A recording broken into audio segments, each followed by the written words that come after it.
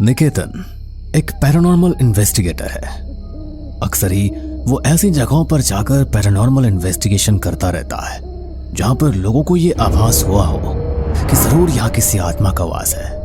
अभी तक तो निकेतन प्राइवेट पैरानॉर्मल इन्वेस्टिगेशंस किया करता था कि वो अपना यूट्यूब चैनल स्टार्ट करे और इंडिया में जो हॉन्टेड लोकेशंस है वहां पर पैरानॉर्मल इन्वेस्टिगेशन करके वहां की स्टोरी कवर करे और लोगों के सामने सच लेकर आए कि वो जगह सचमुच हॉन्टेड है भी या बस लोगों का वहम। भानगढ़ राजस्थान का एक छोटा सा गांव जो अपनी खूबसूरती और रहस्यमयता के लिए प्रसिद्ध है। यहाँ के किले और मंदिरों की दीवारें कई रहस्यों को छुपाती है जो आज भी अनसुलझे हैं। इन्हीं रहस्यों में से एक रहस्य भानगढ़ के किले का भी है। लोगों का कहना है कि आज भी यहाँ पर रानी रत्नावती की आत्मा भटकती है और जो भी रात के समय यहाँ जाता है वो जिंदा लौटकर वापस नहीं आता। निकेतन भी अपने कंप्यूटर में भानगढ़ के किले के बारे में ही रिसर्च कर रहा था।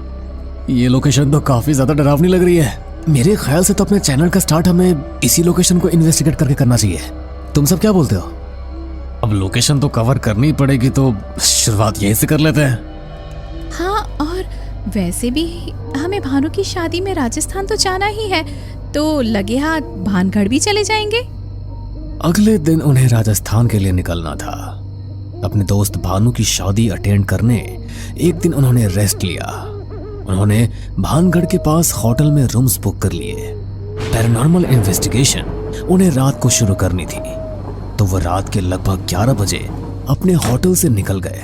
लेकिन जब वो होटल से निकल रहे थे तो मैनेजर ने उनसे पूछा, वैसे मुझे आपसे पूछना तो नहीं चाहिए, लेकिन आप सब इतनी रात को कहाँ जा रहे हो? आप जानते हो ना ये भानगढ़ का एरिया है और रात के समय थोड़ा रिस्की है। अरे ये रिस्की है या नहीं, बस यही पता करने जा रहे हैं। हम पैरानॉर्मल इन्वेस्टिगेटर्स हैं और यही पता लगाने के लिए जा रहे हैं कि जिस भानगढ़ के किले का लोगों में इतना डर फैला हुआ है वो सचमुच भूतिया है भी या नहीं। क्या? रहने दीजिए सर, आपको ये इन्वेस्टिगेशन वगैरह करनी है तो कहीं और कर लीजिए, लेकिन भानगढ़ के किले पर नहीं। आपके साथ कोई हादसा हो जाएगा। हर एक गांव वाले सब गवाह इस चीज के कि उस किले में रानी रत्नावती की आत्मा भटकती है। क्यों अपनी जान को जोखिम में डाल रहे हैं? अरे किसी को कुछ नहीं होगा, आप चिंता मत करो। 3-4 घंटे में हम वापस आ जाएंगे। मैनेजर ने उन्हें वार्निंग भी दी, लेकिन उन लोगों का तो काम ही यही था, इसलिए वो गाड़ी में बैठकर भानगढ़ के किले की तरफ निकल गए। किला वहां से थोड़ी ही दूरी पर था, तो लगभग आधे घंटे की ड्राइव में ही वो किले तक पहुंच गए। किला बहुत ही बड़ा था, लेकिन रात के समय यहाँ पर किसी का जाना अलाउड नहीं है, इसलिए बिजली नहीं थी। यार, यहाँ तो बहुत अंधेरा है, टॉर्च जलाओ ना। नहीं, पहले किले के अंदर जाएंगे, उसके बाद हल्की फुल्की लाइट जलाएंगे। अगर बाहर किसी ने देख लिया कि यहाँ पर रोशनी है तो पक्का पुलिस में कंप्लेंट कर देंगे, और तुम जानती हो ना कि रात के समय यहाँ पर आना मना है। उनके पास कैमरा और लाइट सब कुछ था। वो ध्यान से किले के अंदर गए तो वहां पर एक अजीब सी ठंडक थी। हालांकि बाहर का मौसम गर्म था, लेकिन अंदर का वातावरण बाहर से बिल्कुल अलग था। बाहर तो इतनी गर्मी है, लेकिन यहाँ पर इतनी ज्यादा ठंड क्यों है? शायद किले की बनावट ही ऐसी है कि गर्मी का ज्यादा असर ही नहीं हो रहा, और वैसे भी ज्यादातर किलों में ठंडक ही रहती है। निकेतन कैमरा स्टार्ट करने में लग गया और कशिश बैग से एक्स्ट्रा लाइट निकालने में लग गई। तभी अमित को लगा कि उसके पीछे से अभी अभी कोई गुजरा है। वो झट से पीछे मुड़ा तो वहां कोई नहीं था, लेकिन अमित को लगा कि अगली दीवार के पीछे से कोई उसे झांक कर देख रहा है। यार, तुम दोनों को भी कुछ महसूस हो रहा है क्या? मुझे लगा जैसे अभी भी कोई गुजरा मेरे पीछे से, और ऐसा लग रहा है जैसे उस दीवार के पीछे से कोई मुझे झांक कर बुला रहा है। नहीं, हमें तो ऐसा कुछ भी फील नहीं हुआ, लेकिन अभी पता चल जाएगा कि सचमुच यहाँ पर कोई है या नहीं। इन्वेस्टिगेशन स्टार्ट करते हैं। निकेतन ने अपने EMF मीटर और मोशन सेंसर को 2 अलग अलग जगह पर प्लेस कर दिया और कैमरा सेटअप करके वीडियो शूट करने लगा। उन्होंने इन्वेस्टिगेशन स्टार्ट की। हमने इस किले के बारे में बहुत सुना है कि यहाँ पर रानी रत्नावती की आत्मा भटकती है। अगर ये सच है और हमारे आसपास अभी कोई आत्मा या स्पिरिट है तो हमारे गैजेट्स पर हमें अपने यहाँ पर होने का संकेत दो। पहला सवाल पूछने पर ईएमएफ मीटर और मोशन सेंसर में कोई लाइट तो ब्लिंक नहीं हुई, लेकिन उन तीनों को ऐसा लगा जैसे कोई पायल पहनकर उनके आसपास चल रहा है। पायल की आवाज तो मुझे भी आई, लेकिन हमारे गैजेट्स पर तो कोई भी सिग्नल ही नहीं मिल रहा। कोई बात नहीं, लेकिन साउंड तो कैमरा से कैप्चर हो ही गई है। ये भी एक सबूत है कि यहाँ पर कुछ तो है। अरे लेकिन ऑडियंस कैसे भरोसा करेगी? ऑडियंस तो सिर्फ उस पर ही भरोसा करेगी ना जो उन्हें दिखाई देगा। गैजेट्स पर साइन मिलने बहुत जरूरी है। निकेतन ने फिर से सवाल किया। हम यहाँ पर किसी को परेशान करने नहीं आए हैं, लेकिन सिर्फ ये जानना चाहते हैं कि सचमुच यहाँ पर कोई आत्मा है या लोगों का वहम। इसलिए अगर कोई आत्मा यहाँ पर है तो हमें अपने होने का सबूत दो। इस बार भी दोनों गैजेट्स पर कोई साइन नहीं मिला, लेकिन निकेतन को लगा जैसे उसकी गर्दन के पास कोई जोर जोर से सांस ले रहा है। उसे लगा शायद कशिश है, इसलिए वो बोला, अरे क्या कर रही हो कशिश? जरा दूर होकर खड़े हो ना। क्या? लेकिन मैं तो तुम्हारे पास खड़ी ही नहीं हूँ, मैं तो कैमरा चेक कर रही हूँ। निकेतन की गर्दन पर पड़ने वाली वो सांसें और तेज हो गई। उसे डर तो लग रहा था, लेकिन हॉन्टेड लोकेशंस पर वो कई बार जा चुका था, इसलिए ज्यादा रिएक्ट नहीं करना चाहता था। उसने हल्के से पीछे मुड़कर देखा तो लाल जोड़े में सजी एक औरत उसे दिखाई दी, जो ठीक उसके पीछे खड़ी थी और बहुत ही गुस्से में उसे घूर कर देख रही थी। अरे तुम क्या कर रहे हो निकेतन? कैमरे में देखो ना। जैसे ही कशिश ने निकेतन को आवाज दी, वो औरत निकेतन के सामने से कहीं गायब हो गई। निकेतन ने हिम्मत करके कैमरा की तरफ देखा तो उसका पूरा शरीर पसीने से भीगा हुआ था। अरे भाई क्या हो गया तुझे? इतनी ठंड है यहाँ पर और तुझे पसीने आ रहे हैं? तुझे कोई एनर्जी फील हो रही है क्या? हाँ यार, अभी ऐसा लगा जैसे मेरे पीछे कोई औरत खड़ी थी। लाल रंग का जोड़ा पहना हुआ था उसने और बहुत गुस्से में दिख रही थी मुझे। देखो गाइस, अगर ऐसी बात है तो शूटिंग रोक दो। माना कि ये सब हमारा काम है, लेकिन अपनी सेफ्टी भी तो इम्पोर्टेंट है ना। चलो चलते हैं यहाँ से, मुझे भी यहाँ पर कुछ ठीक नहीं लग रहा। ऐसा है तो फिर ठीक है, चलो शूटिंग कैंसिल कर देते हैं। लेकिन हम लोगों का तो काम ही यही है ना, हॉन्टेड लोकेशन पर आए तो ऐसा एक्सपीरियंस होना तो आम बात है। आज से पहले भी तो कितनी सारी लोकेशन पर हमारे साथ ऐसा ही हुआ है। हाँ कशिश, तुम्हारा कहना भी ठीक ही है। एक बार और कोशिश करते हैं। अगर इस बार भी कुछ अजीब लगा तो हम चले जाएंगे यहाँ से, लेकिन थोड़ा आगे चलते हैं। वैसे भी यहाँ में गैजेट्स पर कोई साइन नहीं मिल रहा। शूट करने के लिए वो तीनों किले के अंदरूनी हिस्से में पहुंच गए। वहां पर तो इतनी ज्यादा ठंड थी कि वो तीनों उसे बर्दाश्त ही नहीं कर पा रहे थे।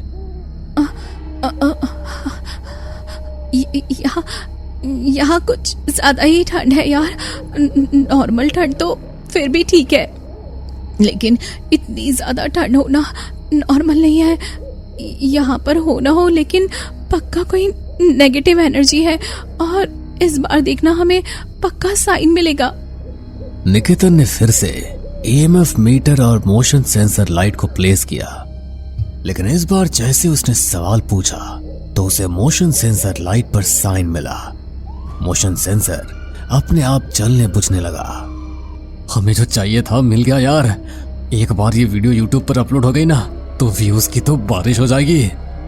और लोगों ने शूट के लिए अंदर बैटरी लाइट चलाई हुई थी, लेकिन अचानक ही वो लाइट्स फ्लिकर करने लगी और वहां पर लगे दरवाजे के पीछे से अमित को कुछ अजीब सी आवाज सुनाई दी। कमरे में इतना गहरा अंधेरा हो गया था कि किसी को कुछ भी नजर नहीं आ रहा था। अमित अपने फोन की टॉर्च ऑन करके दरवाजे के पीछे से आने वाली उस आवाज की तरफ बढ़ा, लेकिन जैसे ही वो दरवाजे के पास पहुंचा तो किसी ने उसका पैर पकड़ लिया और अपने साथ घसीटते हुए उसे वहां से ले गया। अमित जोर जोर से चिल्ला रहा था। उसके चीखने की आवाज सुनकर कशिश और निकेतन भी डर गए थे, लेकिन अंधेरे में उन्हें कुछ नजर ही नहीं आ रहा था। ये तो अमित के चिल्लाने की आवाज थी, लेकिन वो है कहाँ? मेरे फोन की बैटरी भी डेड हो गई है। एक मिनट रुको निकेतन, मेरे बैग में एक्स्ट्रा बैटरी चार्ज है, मैं बस अभी निकालती हूँ। कशिश ने जल्दी से अपने बैग से टॉर्च निकाली, लेकिन जैसे ही टॉर्च जली तो कशिश को लगा कि उसके सामने लाल जोड़ा पहने एक औरत खड़ी है, लेकिन पलक झपकते ही वो वहां से गायब हो गई। ऐसा लगा कि अभी यहाँ पर एक औरत थी जिसने लाल जोड़ा पहना हुआ था। ऐसा ही तो कुछ अमित को भी नजर आया था ना, और तुम्हें भी। देखो कशिश, ये एक हॉन्टेड लोकेशन है और हमें इसका साइन भी मिल चुका है। तो जाहिर सी बात है कि तुम्हें कोई स्पिरिट ही दिखी होगी, लेकिन सबसे पहले हमें अमित को ढूंढना होगा कि वो कहाँ पर है, कहीं उसे कुछ हो न जाए। बचाओ मुझे, निकेतन, कशिश, प्लीज हेल्प मी। जैसे ही अमित की चीख की आवाज उन दोनों के कानों में पड़ी तो उस आवाज को वो सुनते हुए उसकी दिशा में बाहर निकले, लेकिन उन्हें अमित कहीं भी दिखाई नहीं दिया। कहीं अमित ऊपर की तरफ तो नहीं चला गया, क्योंकि नीचे तो वो कहीं भी नहीं है। हाँ, हो सकता है, चलो चलकर देखते हैं। निकेतन और कशिश जल्दी से छत की तरफ दौड़े तो देखा कि अमित छत पर खड़ा है और उसने चेहरा किले के बाहर की तरफ किया हुआ है। वो दोनों उसके पास गए, लेकिन जैसे ही निकेतन ने अमित को आवाज लगाई और वो पीछे की तरफ मुड़ा तो उसे देखकर उन दोनों के होश उड़ गए। अमित बदलकर उस लाल जोड़े वाली औरत की तरह हो गया था, जो कि कोई और नहीं बल्कि रानी रत्नावती की आत्मा ही थी। चांद की रोशनी में जब उन दोनों ने उसे देखा तो वो हूबहू रानी रत्नावती जैसी ही थी, जैसा उन्हें चित्रों में चित्रित किया गया था। इसका मतलब लोग सच कहते हैं, यहाँ पर सचमुच रानी रत्नावती की आत्मा है। कशिश, ये खुद ही हमारे सामने आ गई है, हम यहाँ से भागना होगा वरना ये छोड़ेंगे नहीं हमें। वो दोनों वहां से भागने के लिए पीछे मुड़े तो रानी रत्नावती की आत्मा उनके सामने आकर खड़ी हो गई। डर के मारे वे दोनों वहीं बेहोश होकर गिर पड़े और अगली सुबह जब गांव वाले किले की तरफ से गुजरे तो 3 नवयुवक किले के बाहर बेहोश पड़े थे। उन तीनों को अस्पताल में भर्ती कराया गया और जब उन्हें होश आया तो पिछली रात का नजारा याद करके उन तीनों की रूह कांप गई। वो तीनों ही नहीं समझ पा रहे थे कि आखिर उनकी जान कैसे बच गई, लेकिन उस दिन के बाद उन्होंने पैरानॉर्मल इन्वेस्टिगेशन करना बिल्कुल छोड़ दिया और भानगढ़ के किले के उस सफर का खौफ हमेशा के लिए उनके मन में बस गया। तो दोस्तों, अगर आपको कभी भानगढ़ के किले में एक रात बिताने का मौका मिले तो क्या आप वहां पर जाना चाहेंगे? गांव काकुदा अपने घने जंगलों और पुरानी हवेलियों के लिए जाना जाता था। वहां की हवाओं में कुछ ऐसा रहस्यमय था जिसे महसूस करना मुश्किल था, लेकिन अनदेखा करना बिल्कुल नामुमकिन था। समय के साथ गांव के लोग अपनी परंपराओं और रीति रिवाजों के अनुसार जीवन जीते रहे, लेकिन अंधेरा हमेशा उनके दिलों में बसा रहता था। रात के समय जब गांव के लोग अपने घरों में आराम करते थे, हवाओं में एक अजीब सी सरसराहट सुनाई देती थी। कोई इसे पुराने समय के देवताओं की फुसफुसाहट कहता तो कोई इसे पूर्वजों की आत्माओं की पुकार, लेकिन सबसे डरावना था वो पुराना महल जो गांव के किनारे पर खड़ा था। काकुदा गांव की पुरानी कहानियों में कहा जाता था कि इस महल पर एक श्राप है। महल की दीवारों में कोई अज्ञात शक्ति बसती थी जो केवल रात्रि के समय जागृत होती थी। गांव में कई लोग उस महल में जाने की कोशिश कर चुके थे, लेकिन उनमें से कोई भी वापस नहीं लौटा। रात के समय गांव में एक नई कार आई। कार से उतरे 4 लोग, जिनमें एक लड़की थी पायल और उसके 3 दोस्त राघव, अजय और सुमन। वे लोग काकुदा के बारे में सुने गए किस्सों की सच्चाई जानने के लिए आए थे। क्या तुम्हें लगता है कि हमें उस महल में जाना चाहिए? लोग कहते हैं कि वहाँ कुछ अजीब है। डरने की कोई बात नहीं है, ये सब सिर्फ कहानियां हैं। अगर कुछ भी अजीब होता तो आज तक कोई सबूत मिला होता। हाँ, और हम यहाँ सबूत ढूंढने तो आए हैं। चलो, रात अभी जवान है। लेकिन हमें सावधानी बरतनी चाहिए, यहाँ कुछ तो अजीब है। वो लोग महल की ओर बढ़े और जैसे जैसे वे महल के करीब पहुंचे हवा और भी ठंडी होती गई। महल के दरवाजे भारी और जंग लगे हुए थे, लेकिन उनमें से एक दरवाजा थोड़ा खुला हुआ था। चारों दोस्त ने एक दूसरे की ओर देखा और अंदर घुस गए। महल के अंदर की दीवारें पुरानी और टूटी फूटी थी। दीवारों पर धूल की मोटी परत थी और हर जगह मकड़ी के जाले थे। यहाँ सचमुच भूतों का बसेरा लगता है। बस ये पुरानी इमारतें ही हैं। चलो इसे थोड़ा एक्सप्लोर करें।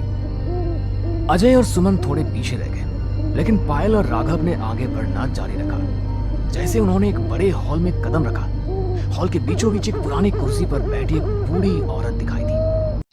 क्यों आए हो यहाँ? ये जगह तुम्हारे लिए नहीं है। हम यहाँ कुछ देखने आए थे, बस थोड़ी देर के लिए। ये जगह देखने की नहीं, समझने की है। तुम जिस श्राप को सुनते आए हो वो सच्चाई है। यहाँ की हर दीवार, हर ईंट में वो आत्माएं बसी हैं जो कभी नहीं मरती। हमें डराने की कोशिश मत करो, हम ऐसे अंधविश्वासों पर विश्वास नहीं करते। तुम्हारा विश्वास ही तुम्हारी मौत का कारण बनेगा। बूढ़ी औरत की बातों के बाद एक भारी सन्नाटा छा गया। चारों दोस्तों ने महसूस किया कि महल की दीवारें धीरे धीरे उनके आसपास गिरती जा रही हैं। हमें यहाँ से जल्दी निकलना चाहिए। मुझे कुछ अच्छा नहीं लग रहा। नहीं, हमें इसका सामना करना होगा।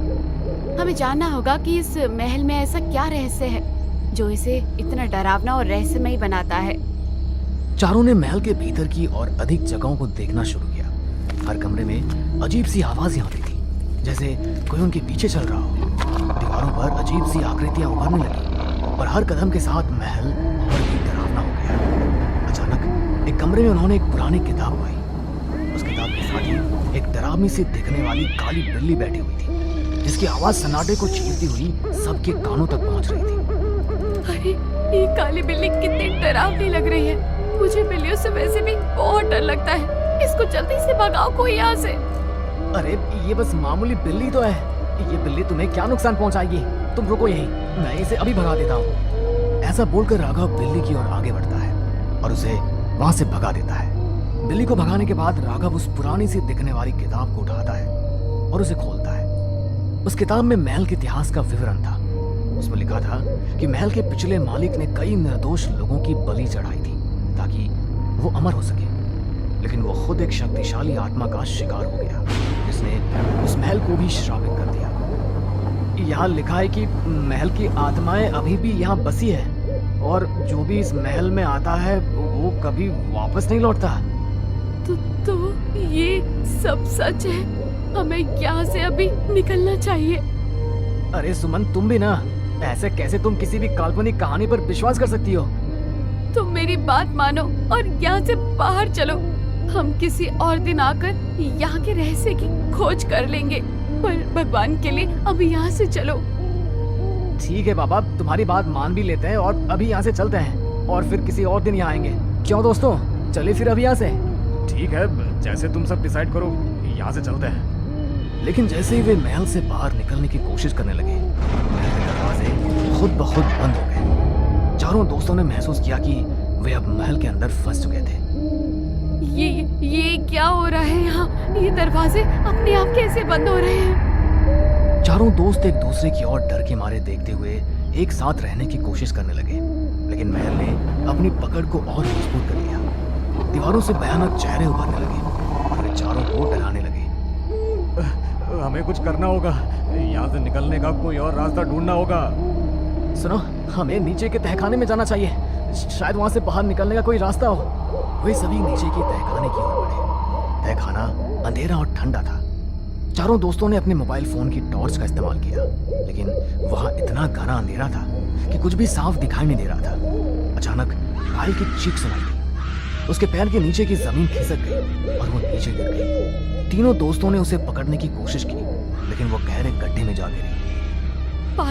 पायल, तुम ठीक तो हो? लेकिन पायल की कोई आवाज नहीं आई। तीनों दोस्त डर और अविश्वास में थे। पायल का गायब होना उनके लिए बहुत बड़ा झटका था। वे समझ नहीं पा रहे थे कि उन्हें क्या करना चाहिए। हमें उसे ढूंढना होगा, वो हमारी दोस्त है, हम उसे अकेला नहीं छोड़ सकते। लेकिन हमें पहले यहाँ से बाहर निकलने का कोई रास्ता ढूंढना होगा। वे सभी तहखाने की दीवारों को छूने लगे, ये देखने के लिए कि कहीं कोई छुपा हुआ दरवाजा तो नहीं है। तभी अचानक दीवार के एक कोने में एक पुरानी चित्रकला उभर आई, जिसमें बलि के अनुष्ठान का दृश्य था। उस चित्र में एक आदमी, जो शायद इस महल का पुराना मालिक था, और उसके साथ खड़ा एक तांत्रिक दिखाई दे रहे थे, जो एक इंसान की बलि देने का प्रतिष्ठान कर रहे थे। ये वही अनुष्ठान है जिसके बारे में किताब में लिखा था। ये चित्रकला केवल एक नक्शा हो सकता है, हमें इसका अर्थ समझना होगा।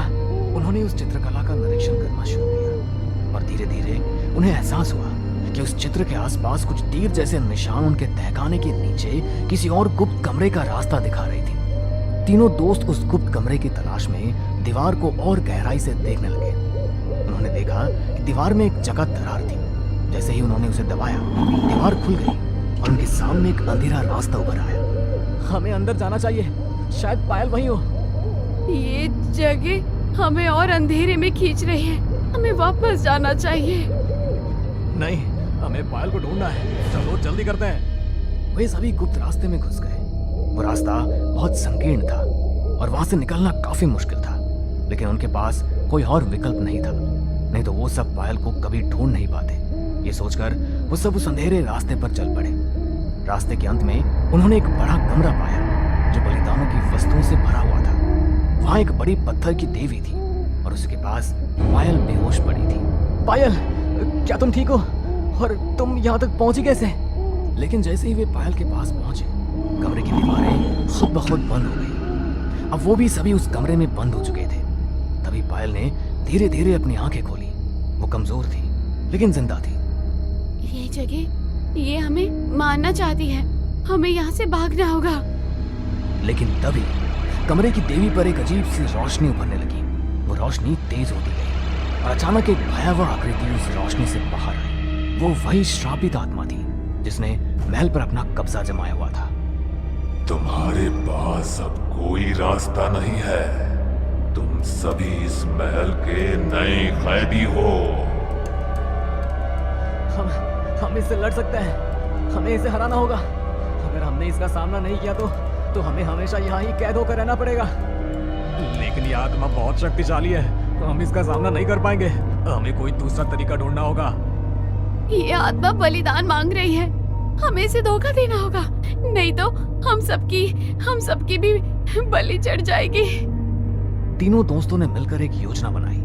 उन्होंने आत्मा को भ्रम में डालने के लिए देवी पर पुरानी वस्तुओं का इस्तेमाल किया और आत्मा का ध्यान भटकाया। जैसे ही आत्मा भ्रमित हुई, पायल ने देवी के पास एक छिपा हुआ बटन दबा दिया, जिससे कमरे की दीवारें फिर से खुल गई। उन्होंने आत्मा को पीछे छोड़कर वहां से भागने का फैसला किया। तीनों दोस्त कमरे से भागने लगे, लेकिन आत्मा ने उनका पीछा करना शुरू कर दिया। वे जितनी तेजी से भाग सकते थे भागे, लेकिन आत्मा की शक्ति बढ़ती जा रही थी। अंत में वे महल के मुख्य दरवाजे तक पहुंच गए, लेकिन दरवाजे बंद थे। अब क्या करेंगे? अब हमारे पास कोई और रास्ता भी नहीं बचा। वो आत्मा हमें पकड़ लेगी। अब हमारे पास यहाँ से निकलने का बस एक ही रास्ता है। कौन सा रास्ता? हमें इस महल के श्राप को खत्म करना होगा, ये आत्मा तभी शांत हो सकती है। पायल ने अपनी जेब से एक पुराना ताबीज निकाला, जो उसने गांव के एक बुजुर्ग से लिया था। वो ताबीज किसी भी खतरनाक से खतरनाक आत्मा को शांत करने के लिए बनाया गया था। पायल ने उसे देवी के ऊपर रखते हुए कुछ मंत्र बोले। आत्मा ने एक आखिरी बार जोर से चीखा और फिर धीरे धीरे गायब हो गई। महल के दरवाजे अचानक खुद ब खुद खुल गए। चारों दोस्त बाहर की ओर भागे और जैसे उन्होंने महल को पीछे छोड़ा, महल के अंदर एक बड़ा धमाका हुआ। महल ढह गया और उसके साथ ही वो श्रापित आत्मा भी हमेशा के लिए शांत हो गई। हम जिंदा हैं, हमने ये कर दिखाया। मुझे तो लगा था कि कहीं मेरा ओवर कॉन्फिडेंस ही मेरी मौत का कारण न बन जाए। हाँ, लेकिन ये अनुभव हमें हमेशा याद रहेगा। काकुदा का श्राप अब खत्म हो चुका है। चारों दोस्तों ने एक दूसरे को गले लगाया और इस अनुभव से ये सीख ली कि कभी कभी डरावनी कहानियों में भी सच्चाई होती है, और जब तक हम किसी भी कहानी के पीछे छुपी सच्चाई को जान न लें, तब तक ऐसी बातों को मजाक में लेकर हम अपनी जान भी जोखिम में डाल सकते हैं। हमें पूरा यकीन है दोस्तों कि आप लोगों को ये कहानी ज़रूर पसंद आई होगी। अगर आपके साथ भी कुछ ऐसे अनकहे किस्से हो चुके हैं तो प्लीज़ हमारे साथ शेयर करें, हम ज़रूर अपने चैनल पर उनको दिखाएंगे।